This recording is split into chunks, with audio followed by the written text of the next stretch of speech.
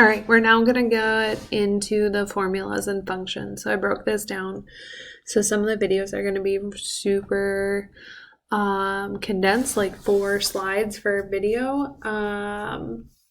So that way, like if you're having issues, you can hone in without having to watch something super long. Okay, so to start, we're going to do like date and time stuff. We will eventually get into logical and lookup functions like if statements, those things, okay? But like I said, to begin, we're going to do date and time functions. Using functions like today or now to have it return information is going to be useful. Okay, so that's where we're going to begin. So we're going to start with the dates file. And of course, we're going to save this as solutions. Save as solution. And then it tells us exactly what to type in and where. Okay, so on B6 says type equals today. We can close it and press enter and it automatically puts in today's date. I can also type in now, close that one, minus today and close that. And I can do now.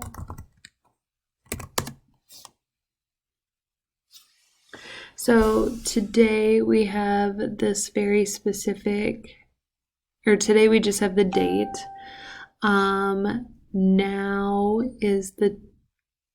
Now by itself is the day and the time. So now minus today will report back just the exact time right now without the date. Okay. So we have those pieces. Now it says in C3, it's going to tell us to give us the year of this date that's right here.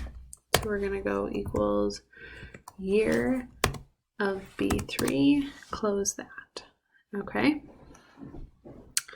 And you'll notice it keeps updating the time down here. So Saturday, like this particular one, how it's reported out may not be the same as what's typed in here to be able to see that. Okay, use the autofill in C3 to go down through C8. Autofill will also copy the formatting and fill without formatting. It says to do this. Oh, so we get the years of each of these things without getting, without them all turning blue. All right, now we're going to just repeat these steps. So equals month of B3 equals day of B3 equals hour of B3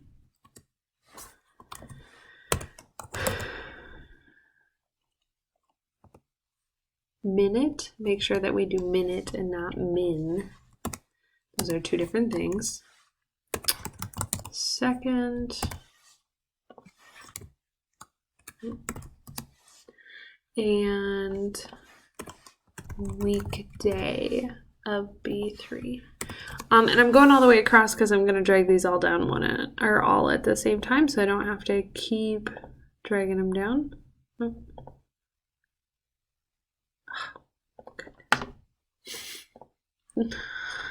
All right.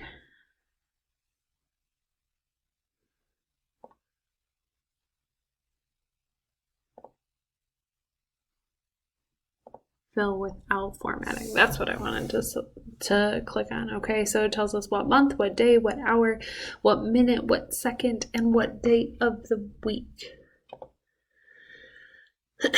Okay, now in 3, now we're going to be looking at the difference in days. So we have 2 different dates. How many days are in between? So we're going to do equals M3 minus L3, and the difference is 366 days. In O3, how many work days are in there? Net work days of L3, comma, M3.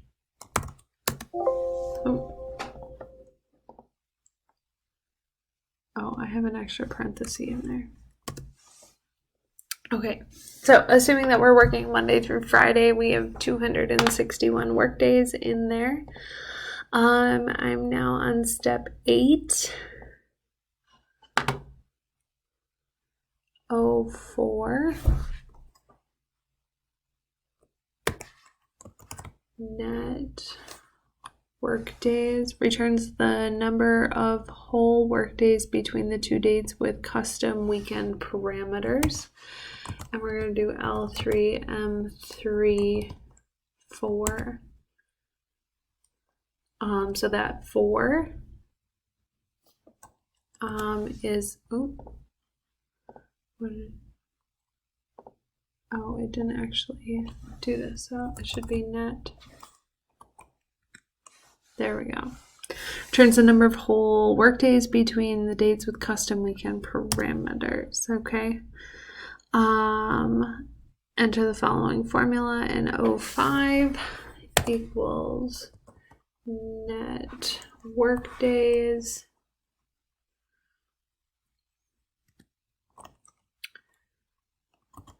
L3, M3, and then we already have a table somewhere in here that is named table holidays.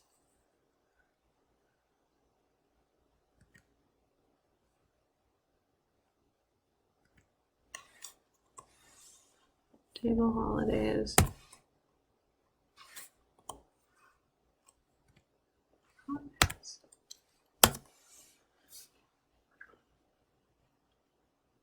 Right here we have this table. Okay, so this company must have off on these days for holidays. So how many work days are there between this and this date minus weekends minus holidays? So we end up with 251 days in between here. All right, enter the following formula in M8. M8 right here, the end date. So equals L8, so January 1, 2016 plus N8. So 100 days difference. So 100 days from January 16th is April 16th. Now I'm on step 11, into the following formula into L9 equals M9, so that date minus 100 days.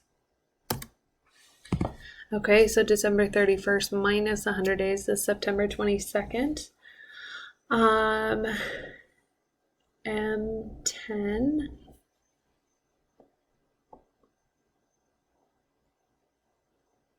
So I'm going to pause this recording and I'm going to let you just keep moving forward with this because you don't need me walking you through every single step, but I'll come back soon.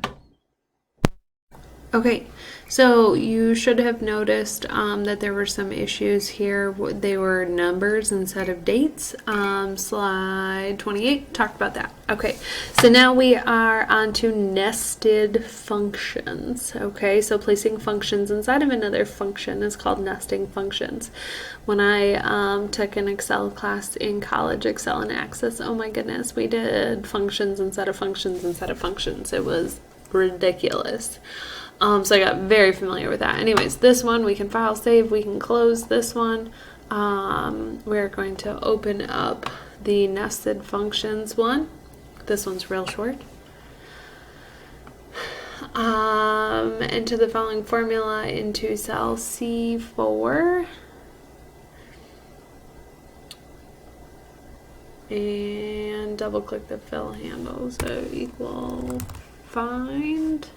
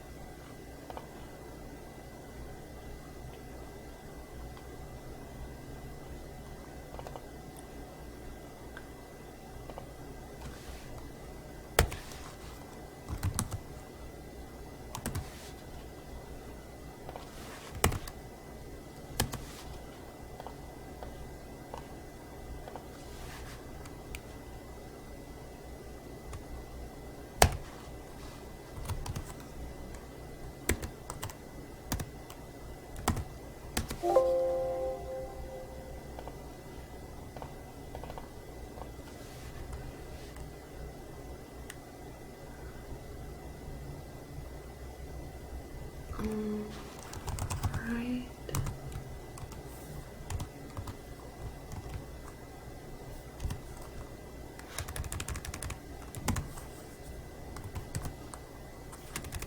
B4.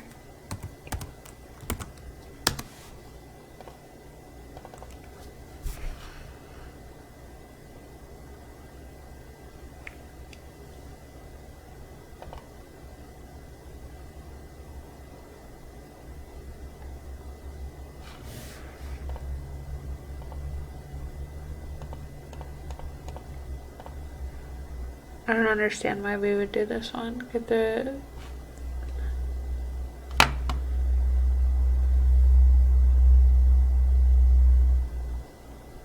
I guess we'll see. Okay.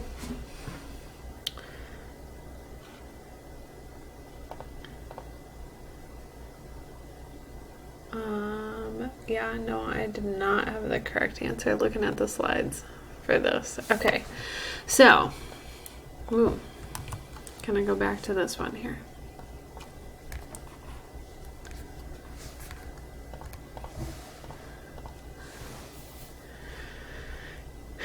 E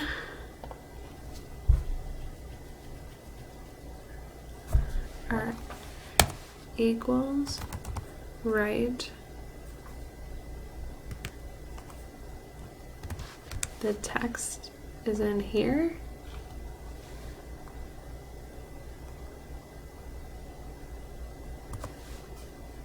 And how many characters do we need? We need 14 characters. No. All right, where's the space? Find the space.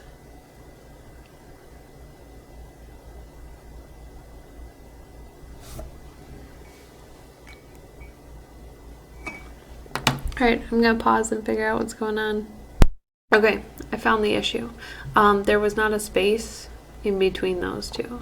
Okay, so now we're good. So how many characters do we need? Okay, so now I am on F4. So equals right B4.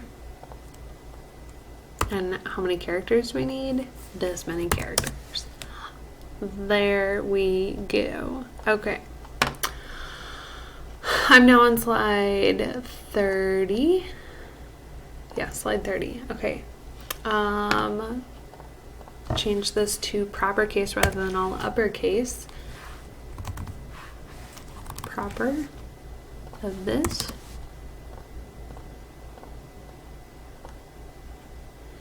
And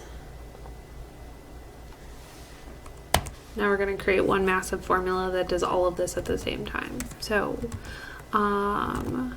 you have to start with like, what is the end goal? The end goal is to get this proper. So